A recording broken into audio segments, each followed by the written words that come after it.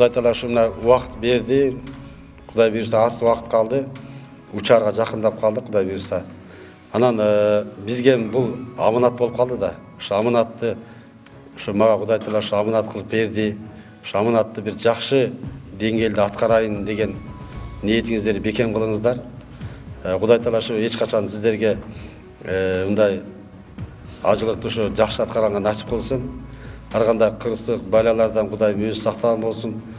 Bir қандайдыр bir ажылықты өштіп жатқанда, ажылық сезонда, мезгілде бір қандайдыр бір қиыншылықтар болған болса, сразу біз штабқа қайырылсаңыздар. Себебі деген штабта мысалы кейбір ажылар бар, айтпай жүре береді да, ажы менен, ажылар менен проблемасы толтыра, штабқа айтпайды.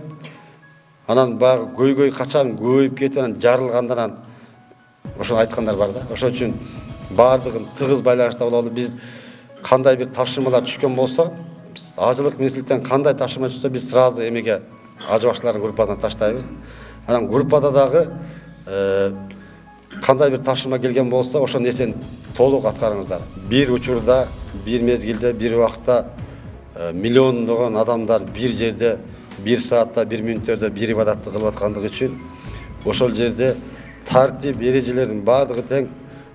Бул биздин ажылык уюштурда дагы, анан Саудиянын ажылык министрлигинен дагы атайын бизге тапшырмалар учурунда кат аркылуу, ОЗЕК аркылуу берилип турат. Ошо эрежелердин бардыгын учурунда сиздерге жөнөтүп жиберип турабыз.